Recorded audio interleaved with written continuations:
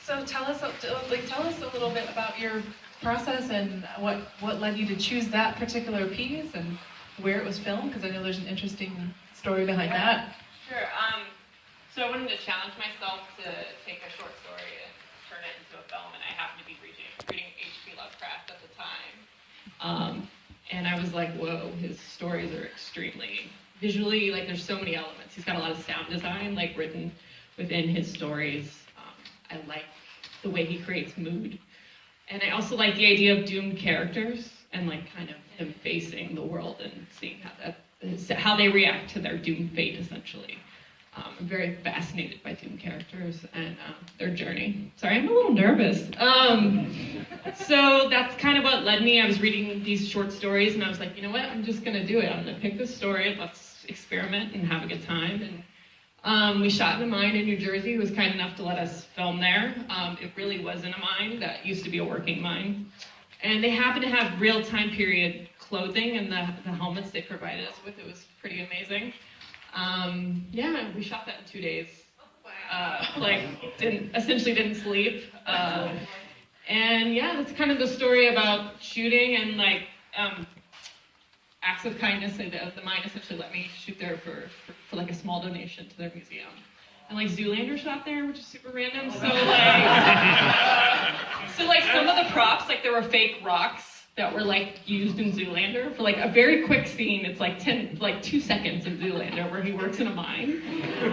So they had like all these like props like left over and we were able to use them. So it's pretty cool. Super fun. Yeah. So had you read other H.P. Lovecraft stories? Yeah, I mean I had just like kept reading these short stories of his and I just kind of picked this one. I thought it was ominous and there was just like I could see it in my head and I was like, I'm just gonna give this a whirl and see what happens. So and just like as a filmmaker, you're always learning how to tell a story and learning how to tell it well. I haven't actually really watched this in like a year. The last time I saw it was in Portland. And so, you know, I see like ways I could improve and things that I could learn from and then things that I think really work. And so I'm actually working on my second short film. And so it's like I learned from that and, you know, move forward. So. What is your second short film about? So my second short film is called Black Thing. We're in pre-production. I'm still fundraising, which is always the fun part. And it's inspired by the idea of what it's like to live with anxiety and depression.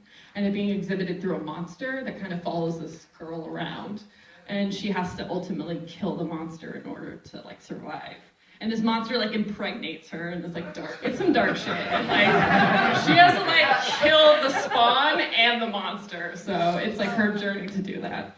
But it's like my representation of like, I always thought, how can I show what this feels like? For, you know, depression's like this lingering thing and it gets bigger and bigger and bigger. And just one day I was in the shower and I just saw it. And I sat down and I wrote it in like 2 hours. And it like was like out of my body and I just like wrote it. So hopefully we'll get it made this coming year. That sounds great, yeah. Do you guys have questions for Whitney about her film?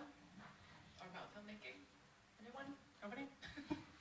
What was Juan shouting when he was turning down? A lot of it's actually in his short story. He's talking about this like name of this entity that he's saying, and I actually think it doesn't actually matter. You know what he says. He's just screaming, you know. Sorry, what? Yeah, which is, I believe, a creature. I'm interested in like also just like other worlds. Like I like that he's like there's another world. And there's like a spiritual element to the story for me that I find interesting. So. Nice. Well, we enjoyed it very much. Oh. How do you go about funding your short films? Oh Jesus. You beg. Yeah. You learn to have no ego. Like I've actually worked on 2 projects. This is my second project. I did a Kickstarter. It failed. Kickstarters are a lot of work. And I had to re-ask people to donate again for the second time. And I got a fiscal sponsorship. I don't know if there's filmmakers in this crowd. If you're a filmmaker, raise your hand. I'm just curious. Cool. I got a fiscal sponsor and had everybody redonate. And then everybody sacrificed essentially working for free.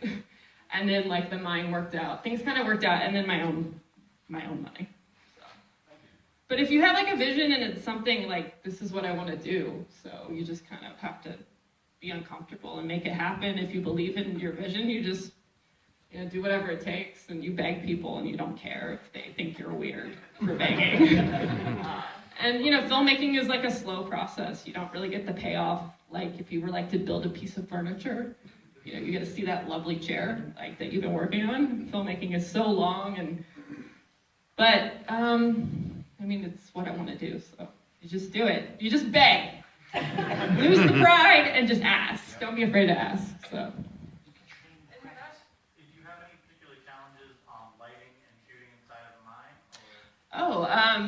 So my DP's like a genius. He's very talented. He used the A7S actually, which works really, really good in low light. We used all the light sources that we had, and then he had his like own LEDs to create that kind of fire effect. We had actual fire, and we had an actual full moon that night, so we had like things that were working for us. But the A7S, he now uses a Blackmagic, which he's gonna shoot my next project on. But the A7S like does wonders in dark spaces, so we got really lucky. And he's also just knew what to do and what to shoot on, so. And also, like, a mine is like a creepy place to film. At one point, I was like down the tunnel by myself and like literally terrified. Does it get really quiet, like around the corner? Oh, Can't so hear anything, quiet. or? And we were only in like one portion of the mine. The mine was humongous. It was a working mine, and they would go, they bring these little trolleys like deep down in there. And but they were so kind. I mean, they were really hammering on those walls, and like it was, yeah. I think some. Yes, I was just wondering, where did the cloth of the ring come from? Oh, I bought it in some flea market in New York City. I saw it and I was like, that's it, I think the actor took that ring. I don't ever know what happened to it. And that is not Colin Farrell. I mean, I know he looks like Colin Farrell. Well, I want to say something. Oh, I see two more hands, but I did want to say that this film festival has been the most supportive film festival I've participated in. Oh, thank you.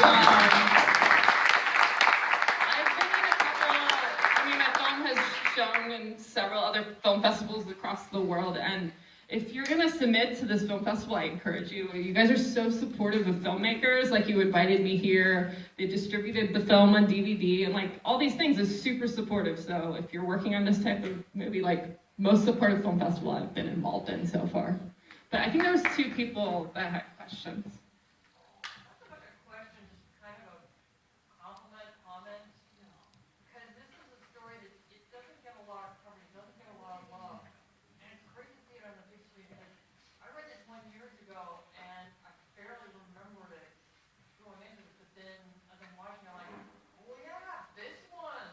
So Thank you. I know it's the first adaptation. probably is. That you've ever seen of that short story? Interesting. Okay, cool.